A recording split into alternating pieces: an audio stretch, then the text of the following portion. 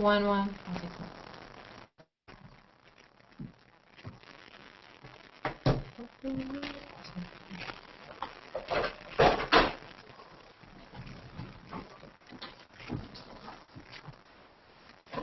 I invited you.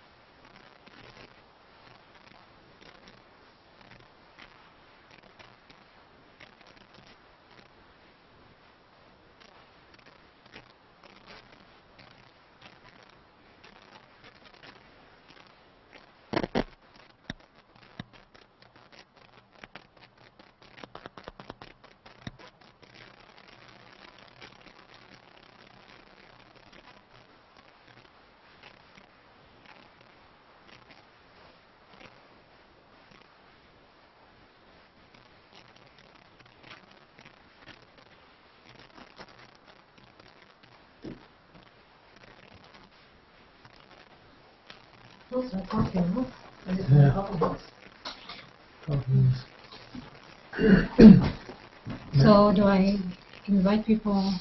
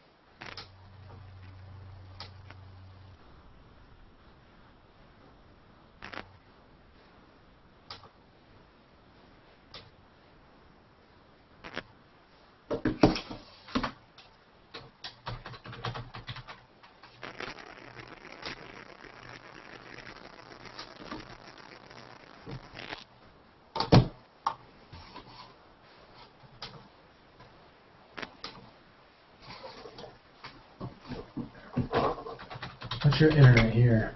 AshleyNet. The third one. Right there.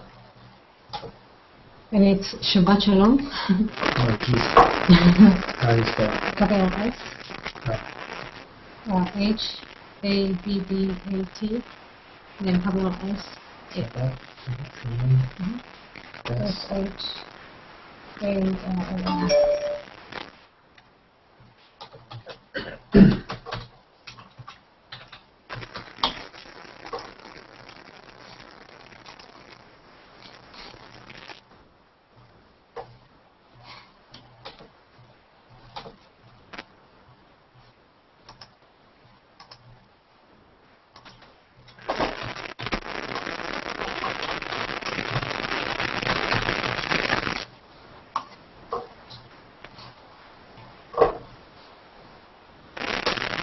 So you think he sent you 12?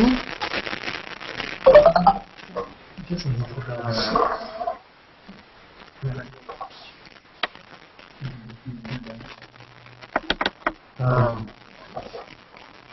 I'm guessing he sent it to a private account.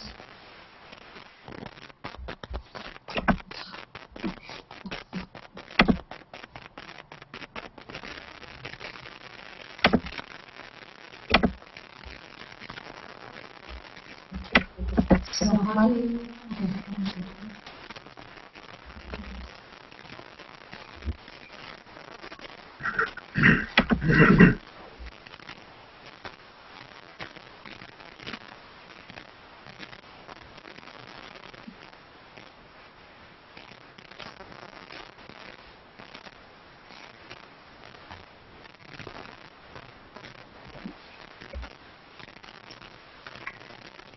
see.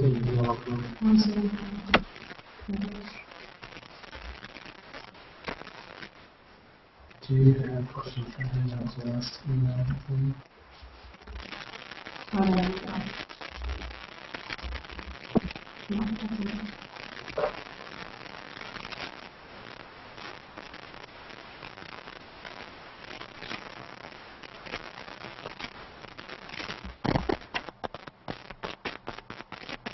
Did you press the code?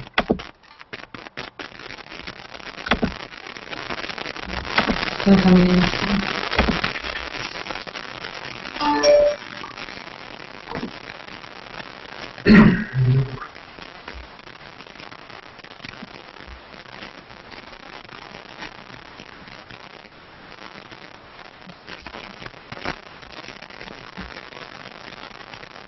So this is the...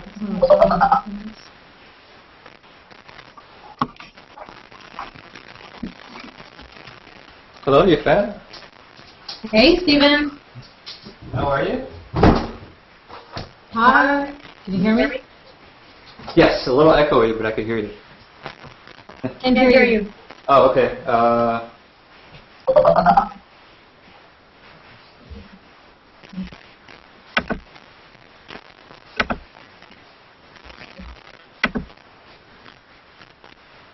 Check, 1, 2, check.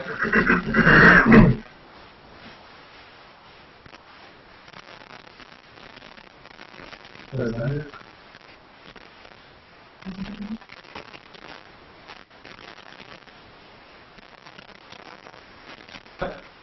Check. Is your TV on?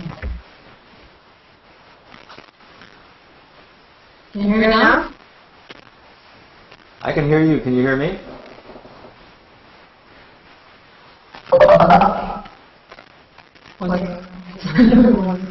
Did you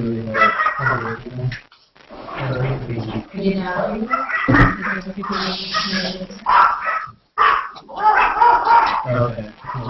Yeah, I believe that.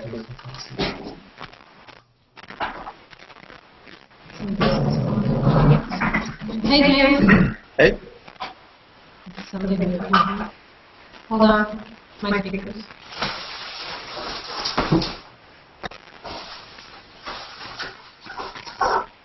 Here we go.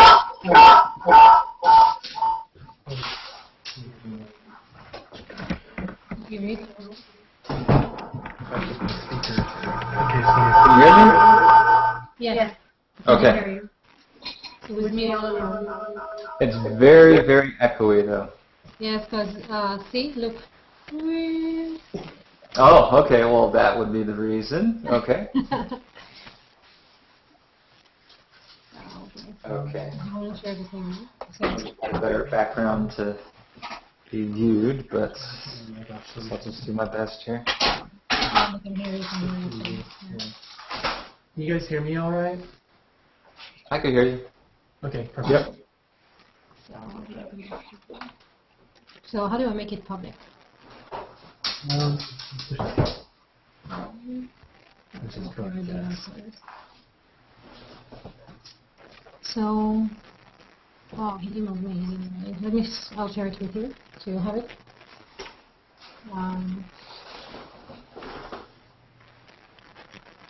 Just share it with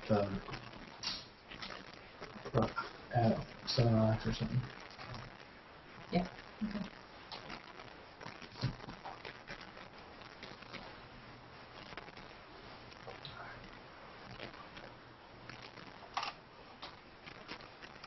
Okay, so now to make it public, I just click here. Yep. And then Jan's wanted to come, so I'm not sure if you invited him. He's on our Hangout stuff. Okay. But okay, so now when I go to my stream, right, I should see it.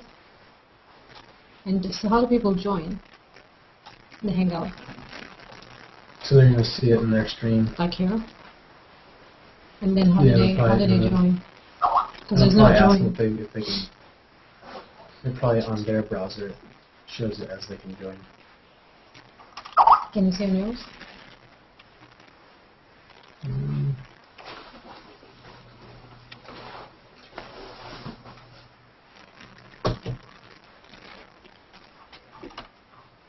Because like I don't have a share either. This is what I did on my browser.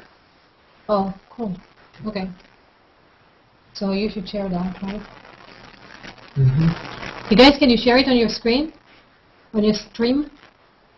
Can we share this on our stream? Sure.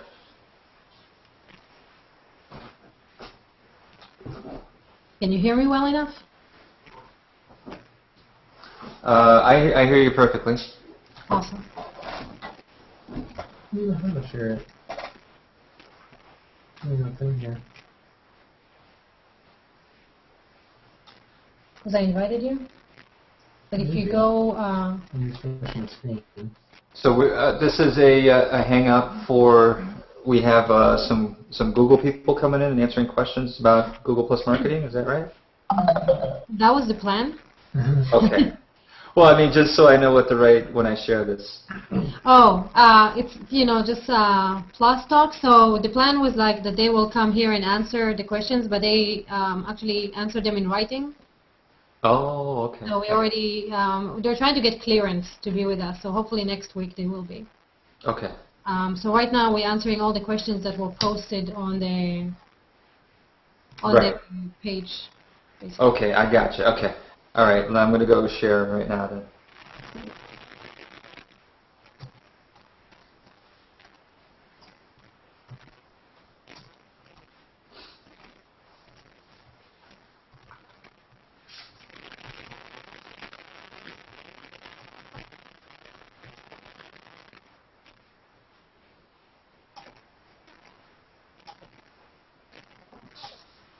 So do you want me to ask you and you'll answer?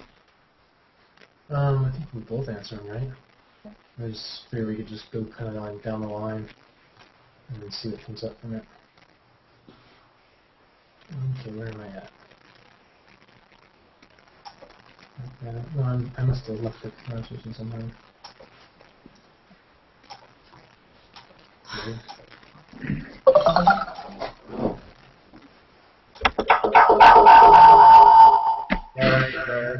That sounds cool.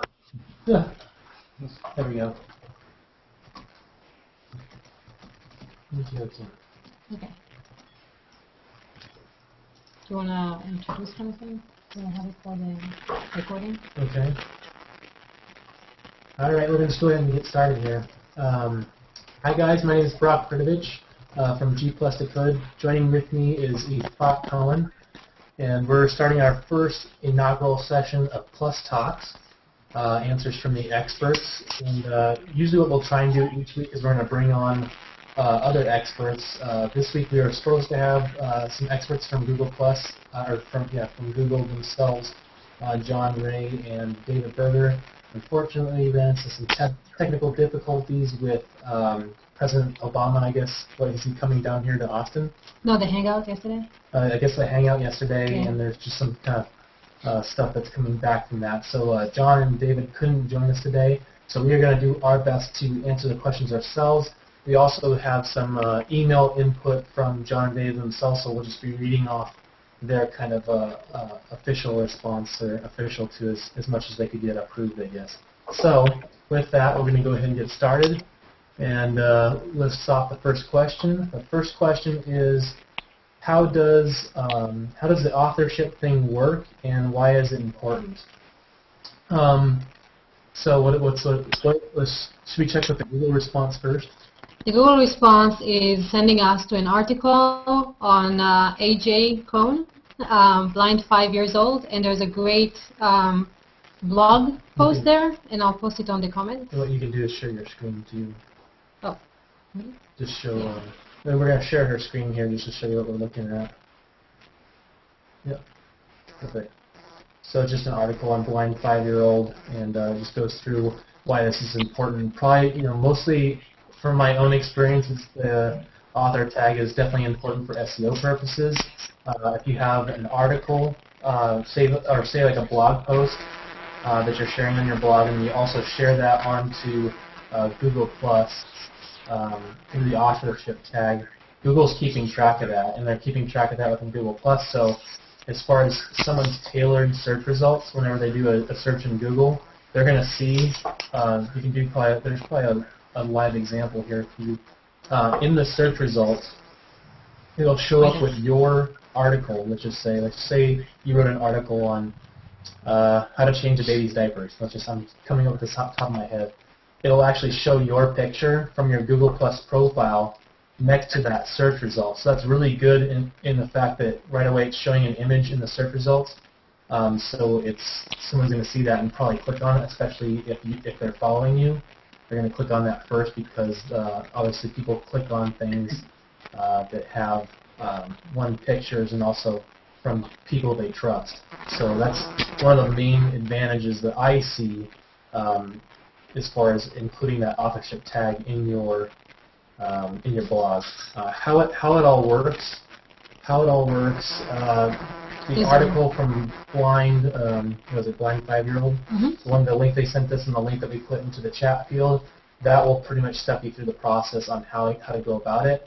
It is a little difficult and stuff, but there is some really easy, especially if you're using a WordPress website, there's some easy plugins that will basically do the process for you as far as putting that tag in your code on your website. I think Google Cards is one plugin that I've used. I think there's Google Plus Badges, something like that. So those are two different WordPress plugins that I know that will easily include that into your website. So any feedback from the people that are here as far as any questions as far as that? No, that sounds great. I think that was part of the question that I put in. Okay. It was, I guess a little thing to note is the difference between the authorship tag and how you're talking about how the person's profile pic shows up, as opposed to, or in addition to, when you see profile pics of people who have shared a particular article. Yeah. And how it's just a slight, subtle difference. But I guess noticing that there is a difference there, and that I think authorship also is supposed to help as far as figuring out where the source of the article is. So if it's spread out throughout the internet and shared and whatnot, it's a way, I guess, for Google to show that this is the source of it. Sure. And I'm guessing it shows a little more authority if a lot of people shared it. And then they can figure out where the source is from all these shares. So I'm not an SEO expert, but I'm guessing that might be a positive indicator as well. They're definitely, as far as kind of overall Google SEO and Google Plus SEO, would be to have make sure you have that authorship tag in your blog. So the things that you share within Google Plus, if those get shared by other people, those are what Google would consider those as basically backlinks to that page on the website. So it's showing as more relevant, especially when someone's logged into their Google Plus account at the time that they're doing the search. Let's see, what was I going to say there? Cool. So there's a couple things you want to do as far as the title of your blog post. You want to make sure your keywords are in there. So something to say for your target audience is, let's go back to that baby example. So maybe your audience is stay-at-home moms or something like that. You want to make sure that the keywords that maybe that target audience will be searching for, make sure you put those keywords in the title of your post.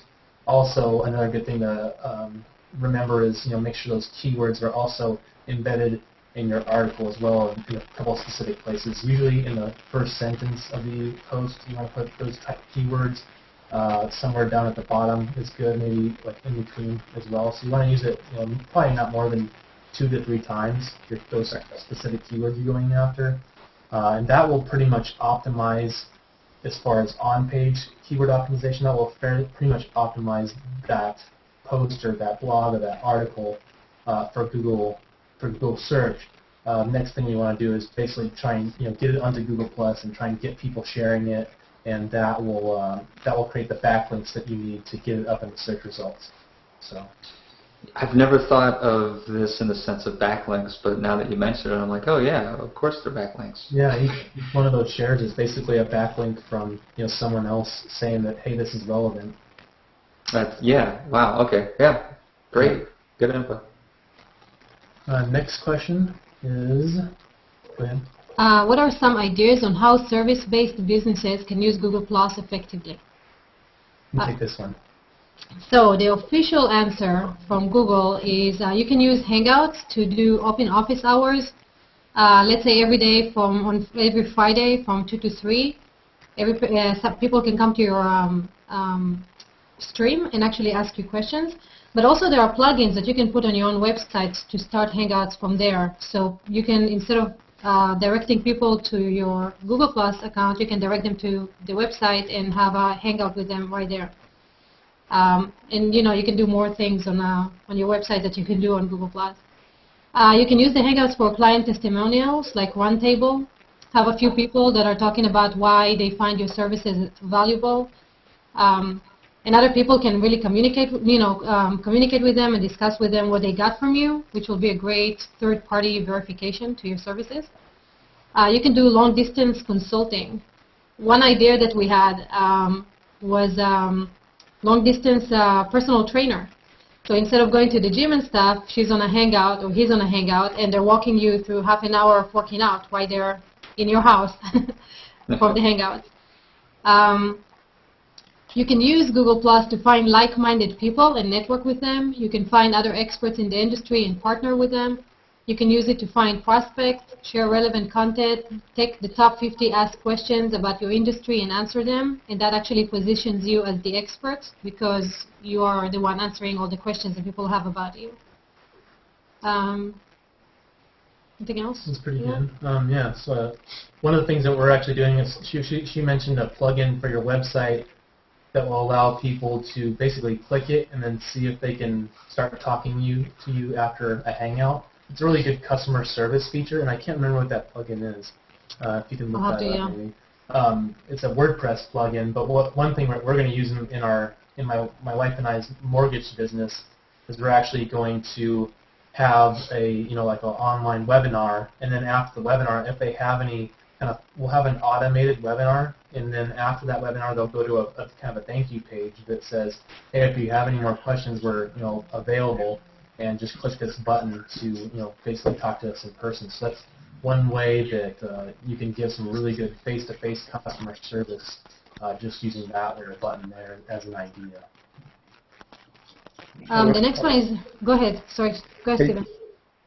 James. No, this is Jim. Will you guys post the answers that they have on G+? Yeah, we can. When we do the recording, we'll post the questions and our answers to them, and along with the video and all that. Yeah, good. Okay. Anything, Stephen? Any question? No, that was good. I understood. Okay. All right. Next one is how and when can on-air become available to non-U.S. residents? I'm not sure that's going to be a Google question specifically. Well, right now they're saying that it's on-air in general is in limited beta, so it's not even available to all U.S. residents. Mm-hmm.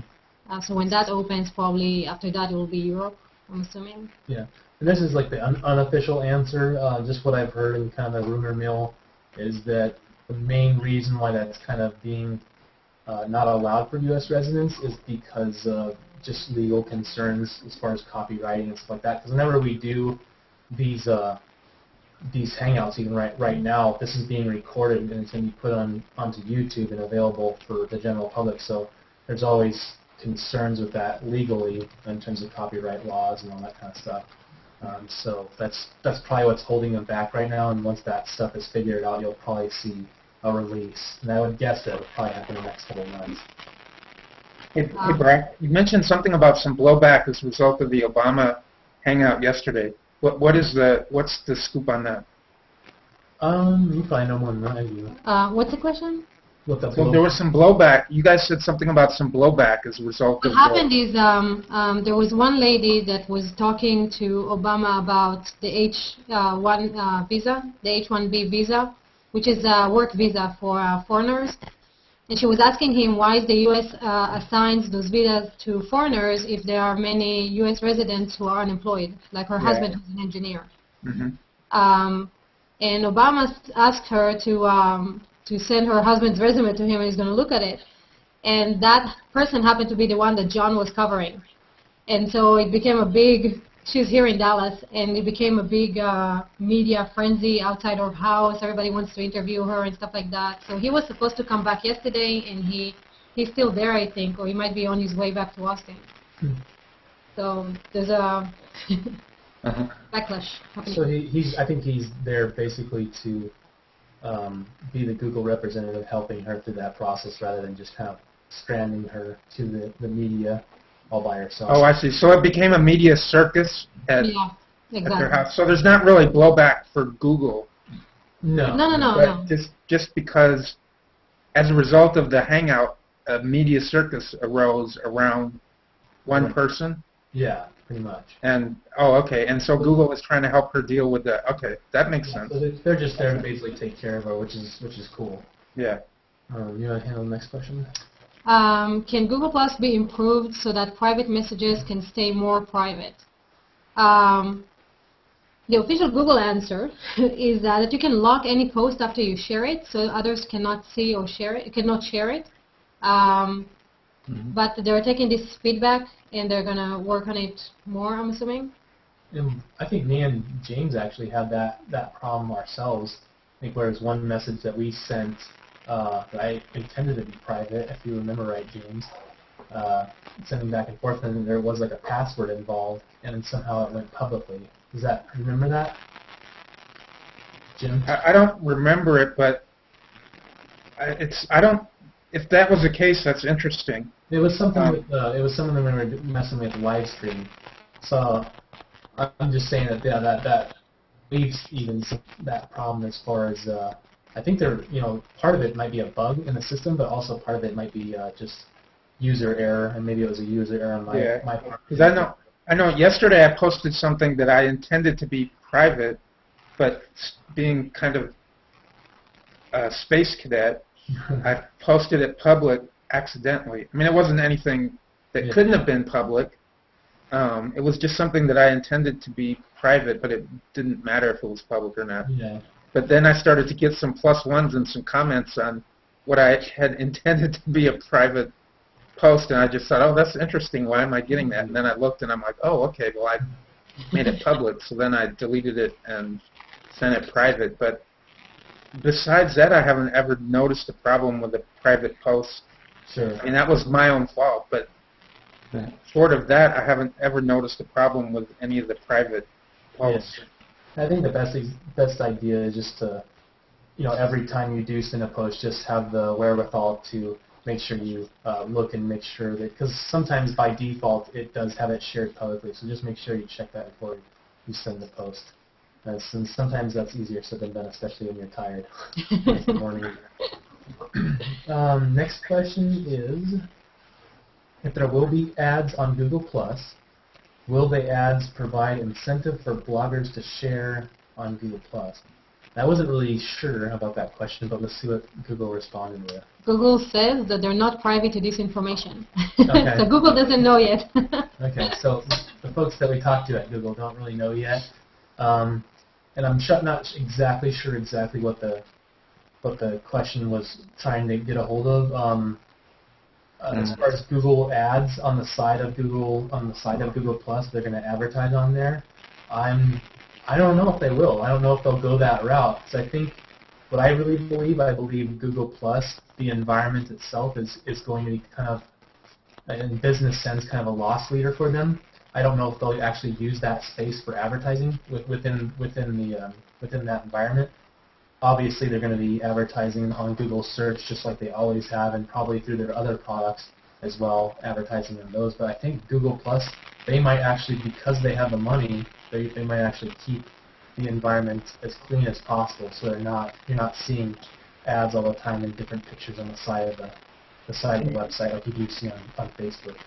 You know what, Brock? I think to piggyback on what you said, I think you're exactly right. I think where they're going to really get the benefit is they're going to know more of our personal information, and they're going to be able to target us individually with ads when we do searches and that kind of thing. Exactly. I think that'll be more beneficial to them than to dirty up the page with advertisements on the page. So as a marketer, I would like it for them to have advertising on Google Plus, but you know, in the end, that's probably not the best thing for the environment. But we'll see what happens. Yeah, I think it might backfire on them and turn people off if they start. Exactly. It would actually. I'm actually surprised. Sorry to cut you off. Well, because this question's come up before, so I guess at least in the past, people are like, oh, it's going to come eventually. There's going to be ads here, just like there's ads in Facebook, just like there's ads everywhere else. If they decide not to, I think that's a great move for them. And I would guess, in my estimation, it would be more valuable for them to do what they're starting to do now, which is placing mobile ads on in Google Maps. So when you go into your maps, you see these little mobile ads. And when you're on your phone, clicking through a map and you see an ad, that might be more hyper-local and specific to businesses that are in your general area based on the location of your phone, rather than a generic ad that's, when you're sitting at your computer at home researching or just, surfing through the internet. It would probably have a higher conversion rate and would just be more effective for them, as well as the advertisers that are paying for those ads and the customers that are clicking on those ads and going through them. There is they just launched, Google, what is the group one, the Google group one? It's going to be Google Offers, I believe. Offers. Google Offers. So if they combine Google Offers with your location on your phone, and then they can just send you the coupon to the restaurant near you. Yeah. I like that. Oh, yeah, it's coming. Where advertising works for me. I like that. Yeah. They'll figure out ways to monetize it, don't you worry. But it's brilliant because you already have the Google Plus app on your phone. You don't need to install anything. Right. And that takes into account everything you're talking about in your stream and where you are and the offers that are around you, and just sending it directly to that app. Right. Who needs advertisement money? Right. And it's interesting because now I forget how long it's been, but they have when you buy a new Android phone, I think you have to activate a Google Plus account, I believe. I might be mistaken on that. Something similar to that I heard somebody talking about, where they kind of make you go into Google Plus when you get an Android phone. Yeah. I don't know if you've heard about that, but I heard that somewhere, which is brilliant too. So. That is smart. Yeah. Well, Google Plus is going to. I mean, it's becoming just Google, right? I mean, it's. Yeah, it's synonymous with Google. Yeah. Yeah. Next question. Why did the G Plus incoming stream disappeared, and will it come back? So this is kind of a funny question because I never even realized it disappeared before I got that, before I saw a post about that. And Google said they're looking into that. The guys we talked to. There are ways around it where you can go to your people and see all the people that follow you that are not in your circles, and you can find out interesting people through that. Some people say that they don't like it because in the incoming you were able to see all those posts, and then you could have chosen who's an interesting person to follow back, whereas now you have to go one by one and kind of like search their stream.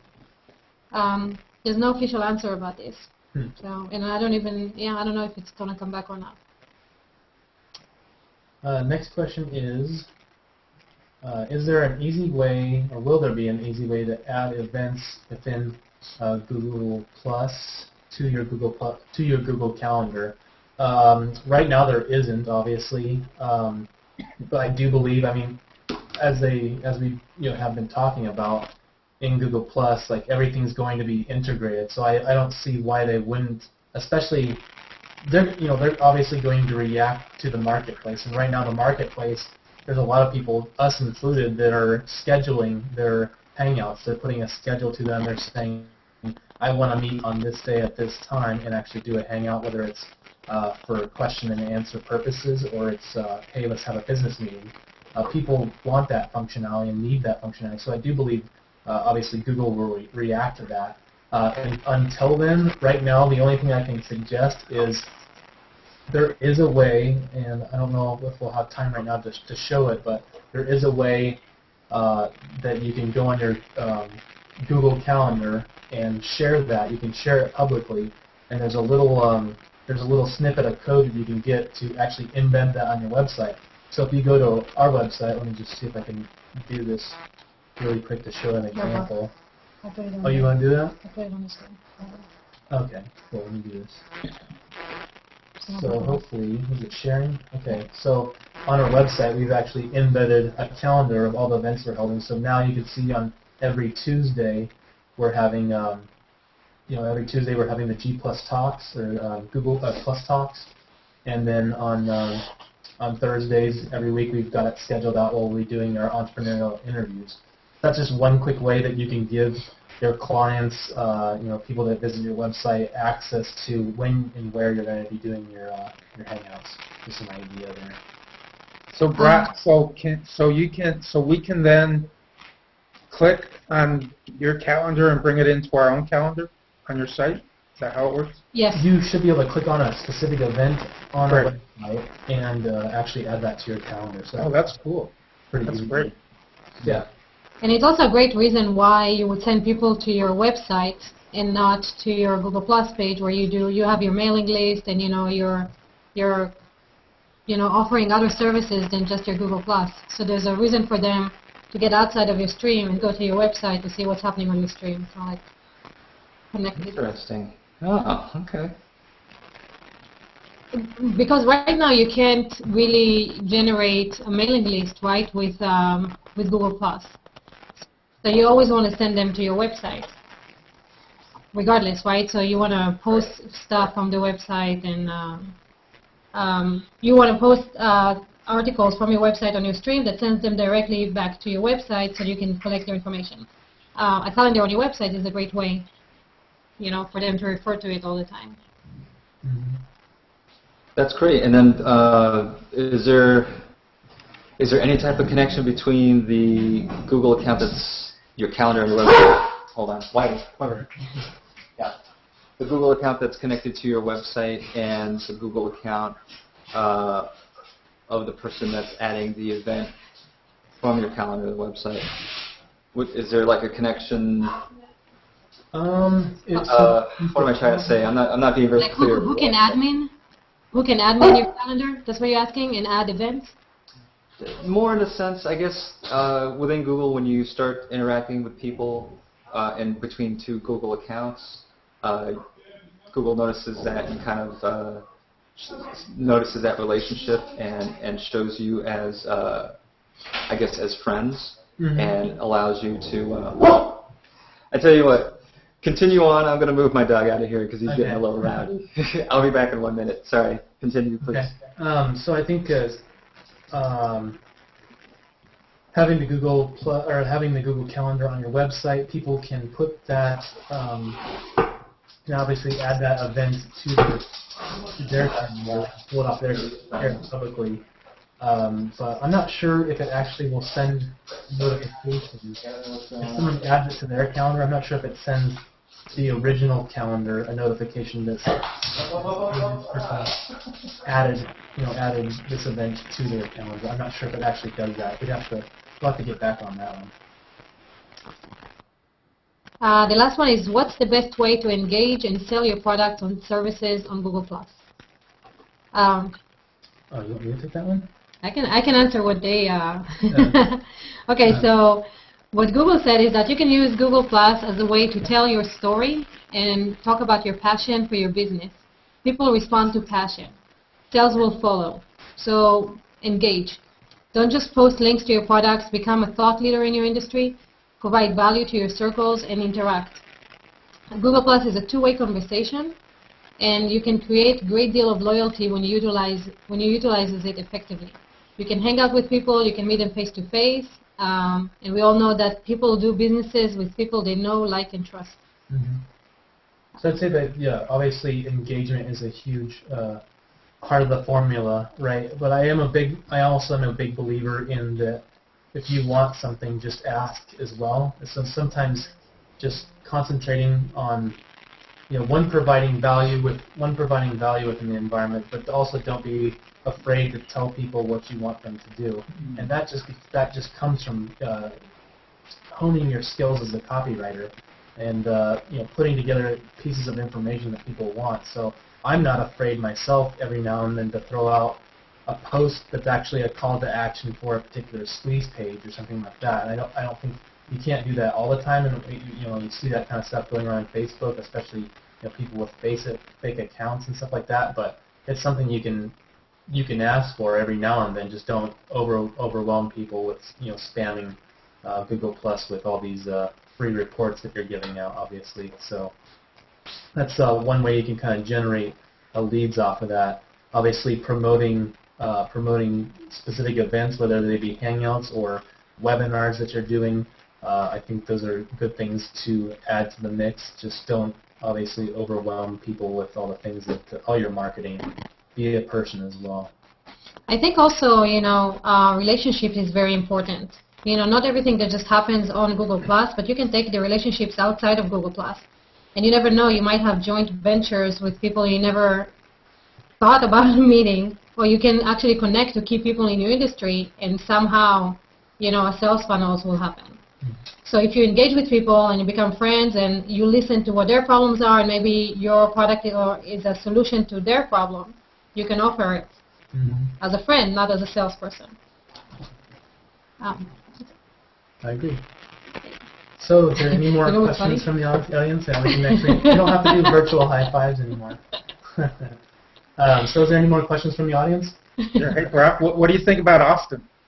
I definitely like it. I really haven't had a chance to actually go out and enjoy the live music or anything like that. I mean, I've been here. I think this is my 6th time down here, and I actually have to come back here next month for a couple of days as well for our mastermind group. But I love Austin. I think it's a great town. I wish I could hang out a little bit more and actually enjoy the culture of it. Mm-hmm. Yeah. Let's see. I don't know if there are any questions on the stream. I don't think so. Yep. So we'll try and keep these each week. We're going to try and keep these little Plus Talk hangouts to no more than 30 minutes. So we are over that already today. But I just want to thank you guys for coming by, and then hopefully next week we'll do a little bit better job of 1, promoting it, and 2, getting the actual Google folks on here. Hopefully it won't be any Obama disasters or anything like that next week. But thanks guys for joining, and we'll. Hey Brock. Yeah. Hey, wait a minute. So what's coming up on Thursday? Thursday is our entrepreneurial interview with Simon Salt and Jane Owen. Okay, so Thursday at 3 p.m. your time. Central, yeah. 3 p.m. Central. Okay, perfect. All right. Excellent. All right, thanks, guys.